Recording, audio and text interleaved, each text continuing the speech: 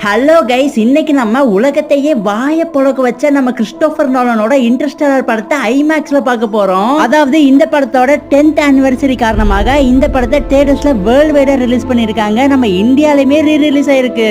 சரியான கூட்டம், almost Housefull ஆயிடுச்சு. ஓகே கைஸ், வாங்க ஐமேக்ஸ்ல எக்ஸ்பீரியன்ஸ் பண்ணிடலாம் அந்த படத்தை.